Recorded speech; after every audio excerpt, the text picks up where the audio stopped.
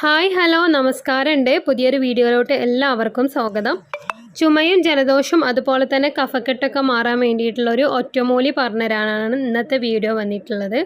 അപ്പോൾ മഴക്കാലമൊക്കെ അടുത്തുകൊണ്ടിരിക്കുകയാണ്. എന്തായാലും ജലദോഷവും കഫക്കെട്ടൊക്കെ എല്ലാവരിലും വന്ന് പോകുന്നൊരു അസുഖം തന്നെയാണ്.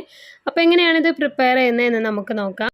ോട്ട് പോകുന്നതിന് മുൻപേ നമ്മുടെ മുഖവും ശരീരവും നല്ല രീതിയിൽ അല്ലെങ്കിൽ രക്തക്കുറവുണ്ടെങ്കിൽ അതൊക്കെ പരിഹരിക്കാനും വിശപ്പില്ലായ്മ ഉണ്ടെങ്കിൽ കുഞ്ഞുങ്ങൾക്കും മുതിർന്നവർക്കും ഒരുപോലെ ഉപയോഗിക്കാൻ പറ്റിയിട്ടുള്ളൊരു ഈത്തപ്പഴ നമ്മുടെ കയ്യിൽ അവൈലബിൾ ആണ്. അപ്പോൾ ഇതിനെക്കുറിച്ച് നമ്മളെ വീഡിയോ അല്ലെങ്കിൽ നമ്മുടെ ചാനലൊക്കെ കാണുന്ന ഒരുപാട് പേർക്ക് അറിയുന്നൊരു കാര്യം തന്നെയാണ്.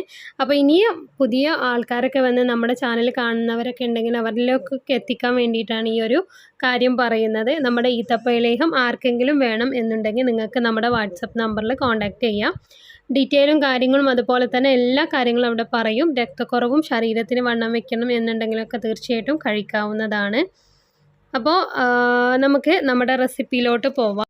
നമ്മുടെ വീട്ടുമുറ്റത്തുള്ള ഒരു ഔഷധ സസ്യമാണ് നമ്മുടെ തുളസി. മിക്കവാറും എല്ലാവരും വീട്ടുമുറ്റത്തുള്ളൊരു ഔഷധം തന്നെയാണ് നമ്മുടെ തുളസി. ഇതിൽ നീലത്തുളസി വരുന്നുണ്ട്, അതുപോലെ തന്നെ ഈ ഒരു പച്ച കളറിലുള്ള തുളസി വരുന്നുണ്ട്. നീലത്തുളസി ഉണ്ടെങ്കിൽ അതാണ് ഒന്നുകൂടെ ബെറ്റർ, അതെടുക്കാവുന്നതാണ്.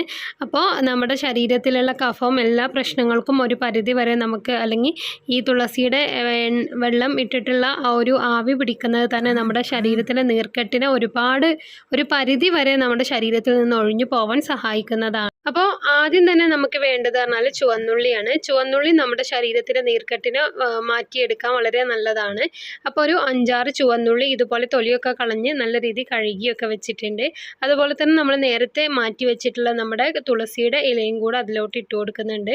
അപ്പോൾ ഈ ഒരു 2 മെത്തേഡിൽ മാത്രം നമുക്ക് അടിച്ചെടുക്കാവുന്നതാണ്. പക്ഷേ കുഞ്ഞുങ്ങളാവുമ്പോൾ നമുക്ക് ആ ഒരു ചുവന്നുള്ളിയുടെ ഗ്യാസൊക്കെ ഭയങ്കര ഇറിറ്റേഷൻ ആവുന്നുണ്ടെന്നുണ്ടെങ്കിൽ ഒരു കുറഞ്ഞ അളവിൽ കൽക്കണ്ടം കൂടെ ആഡാക്കി കൊടുക്കാം. ഇല്ലെങ്കിൽ നിങ്ങൾക്ക് തേനൊഴിക്കാം കേട്ടോ.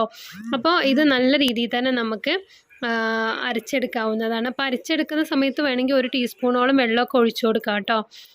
നന്നായിട്ട് അടിഞ്ഞ് കിട്ടിയില്ല എന്നുള്ള ഒരു പ്രശ്നം വരണ്ട എന്നുള്ള രീതിയിലാണ് പറയുന്നത്. അപ്പോൾ ഇതുപോലെ അരച്ചെടുക്കുന്ന സമയത്താണ് നമുക്ക് ഈ ഒരു ജ്യൂസി ആയിട്ട് കിട്ടുന്നത്. ഈ ജ്യൂസാണ് നമ്മൾ കുടിക്കേണ്ടത്.